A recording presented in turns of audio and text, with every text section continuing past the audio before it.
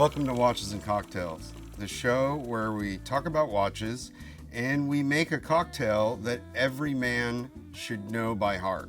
So today we're making the classic margarita. This is very simple and anyone can make this and you should memorize it by heart. The first thing is you take 2 ounces of tequila. That's a little more, but that's okay. 1 ounce of Cointreau. It's cut. 2 limes and squeeze another lime into the drink. Now, most recipes for this only call for 1 lime, but I personally like 2. I like a lot of citrus. I think you will too. Once you get all the lime, we are going to shake it. Get yourself a tall glass and then open the top and pour all of the contents into the glass. Now, I normally would drink this myself on this show, but my camera crew says I shouldn't drink. Here you go, Steve. Thank you.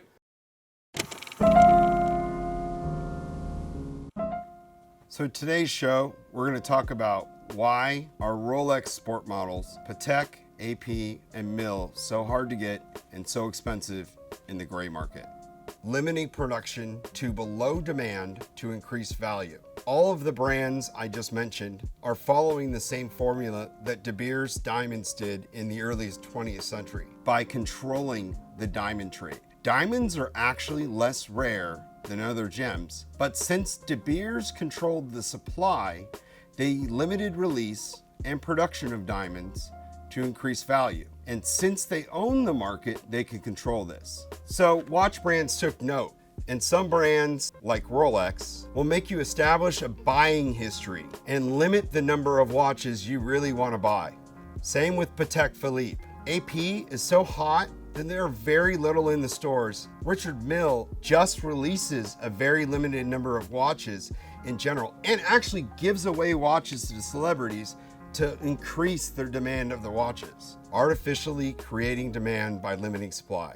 Do not believe the hype, folks. All of these brands can easily follow Omega's model and make as many watches they have demand for. Rolex ships 1 million watches, but uses this model to force the customer to buy pieces that they don't really want. AP and Patek, same story. Mille just makes limited number of watches, so their buyers who pay 70 to 200,000 see a market return in the event they choose to sell the watch. Now, don't believe the hype about them hating the gray market. These brands love that by limiting supply, watches are trading for more than they're worth. Matter of fact, by limiting supply, they encourage it. Do they care if you flip it, the brands? No, really. If you hold a watch for a year or 2, they're not gonna cut you off, and they'll continue to sell you watches.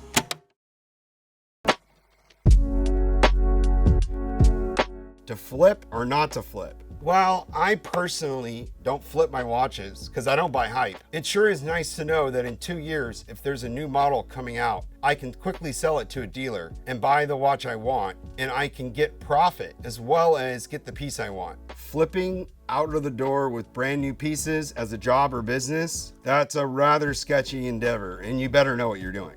Look for a forthcoming video on how to get service from an AD and also how to flip. Well, what we know. Is this truly fair for brands to limit supply? Well, by selling really expensive watches and forcing you to buy the ones you don't like or want, like dress watches, I don't really wear many, they sell more watches. And I think while keeping costs under control and controlling the manufacturing chain, can they produce more? Sure. But remember, the watch business is like the wine business. You have to predict your demand a year in advance, as manufacturers in Switzerland can take ages to make watches and parts. Overseas is another story. Is it fair?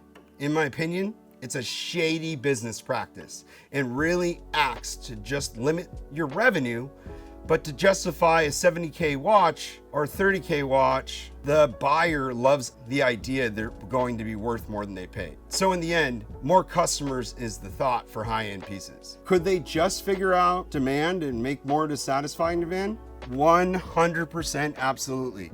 But would you really buy a watch and a lot of watches that don't go up in value for 30, 40,000. If your perception is that it's like an investment and you feel special that you get these watches, you might go crazy on buying like some folks have done. I have several wealthy friends who think it's like buying stock.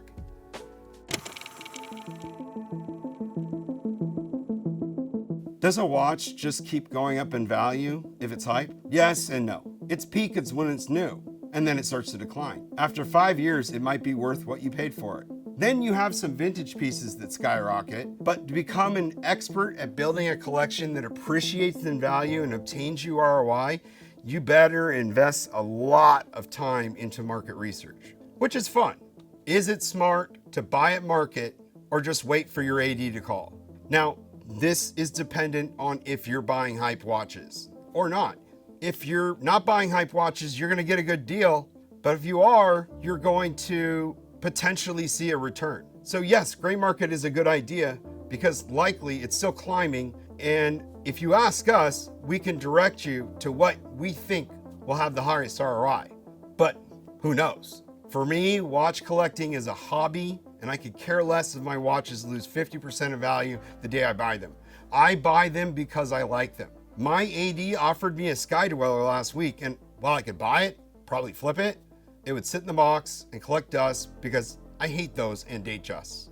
So again, why don't they just make more of the popular pieces? Their excuse is they have to predict demand a year in advance, and right now demand is on the upturn, but it's a consumer product and it could rapidly decline, causing these brands to have to dump thousands of watches if a popularity of a watch declines.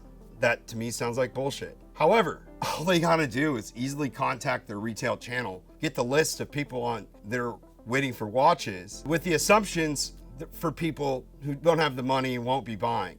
Omega is smart about this. While having some limited edition releases, makes exactly what they're demand for, so it's really easy to get sport pieces. Same with Tudor. Conclusion, this artificial limiting of supply to demand is 100% intentional. In my opinion, it's a bad business practice that basically you're not capturing all the revenue you could. But they clearly have thought it out and they think it's a better business model. They have the stats from when they didn't used to limit supply today. Maybe they think it's better for them. I just don't know. I just know I don't like it. So if you're in the market for any watch and you want to save a little and you need some help, you want ideas for a collection, contact us below and we'll be glad to help. So subscribe, like the video, join the conversation in our Facebook group, and follow us on Instagram. Cheers and thanks for watching.